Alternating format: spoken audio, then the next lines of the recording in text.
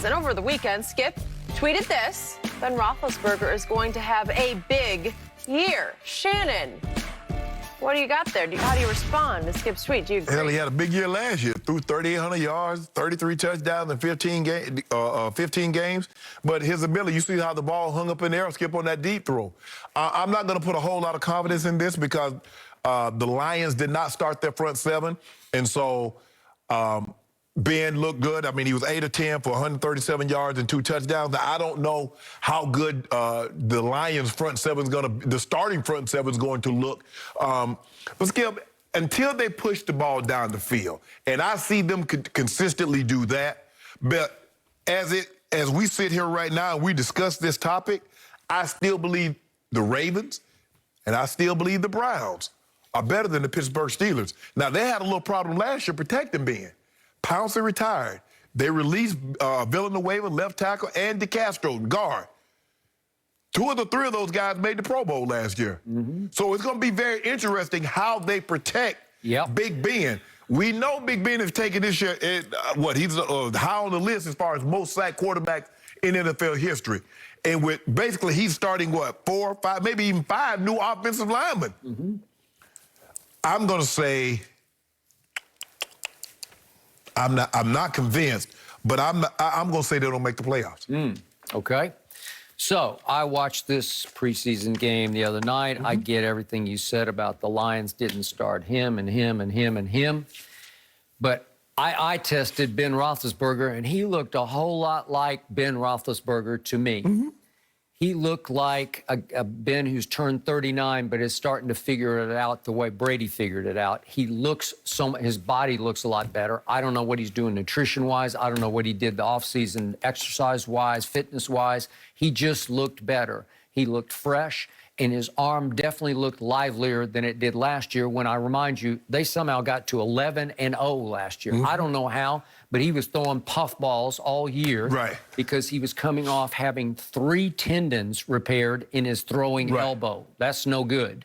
And I don't think he was quite ready to play last year, and he looks a whole lot readier this year. And this year, they gave him a new toy. They gave him the running back's best friend. Now, I do like him. He is something, man. You can just see it. You can just watch him for a couple plays. You say, that young man can play. I wouldn't be surprised if We're talking about Najee Harris. I wouldn't be surprised if he caught somewhere between 50 and 70 balls. He can catch it. He can run it. He just looks like he belongs to the National Football League. He's not afraid. He knows how. I just like his body language. He looks like a veteran back as a rookie. I think the thing is, Skip, last year, because they could not run the football, it put more pressure on Ben to have to be better than what he really needed to be. To your point, they were dead last in rushing last year. Dead last. I mean, Skip, you can't be, at some point in time, you got 3rd and 1, you got 4th and 1. Skip, you can't be trying to throw the ball. You just got to turn around and just hand the ball out and say, go get me a yard, son. Okay.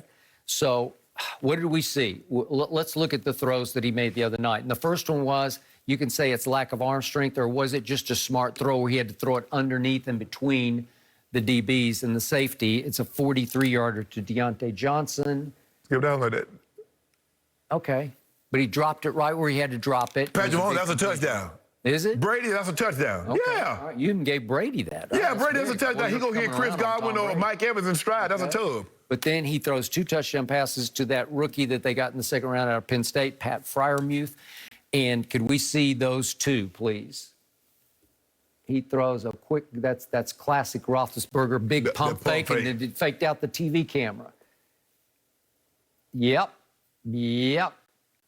I thought it had a little mustard on it. And this kid's your basic 6'5", and you know he's a big red zone target. Yeah, I think he's going.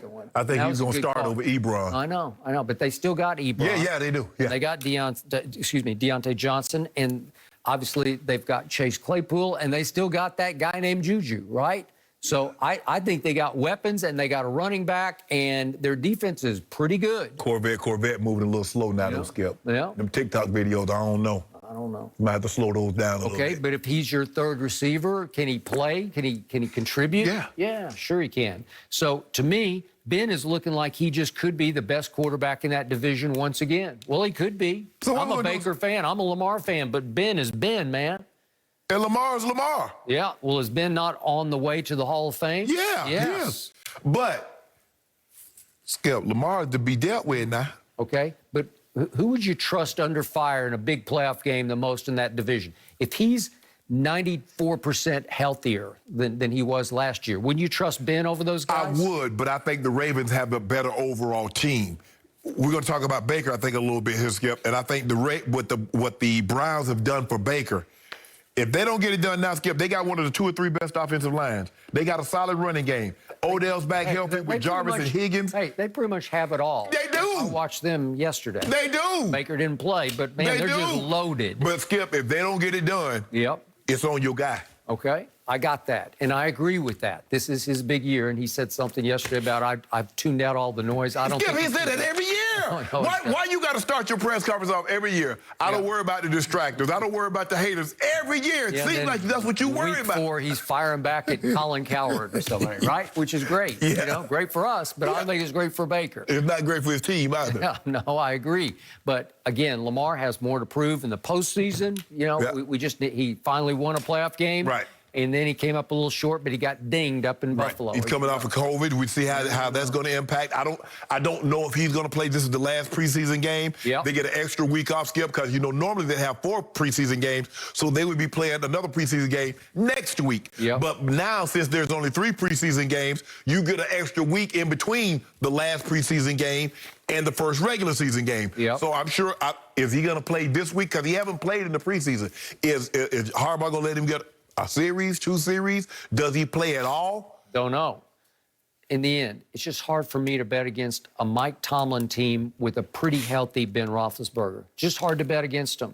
It's just too much. We're going to, the offensive line is going to be the telltale. Can they open holes for Najee Harris, and can they protect Big Ben? That's going to be the key, Skip. They lost some firepower on the offensive line.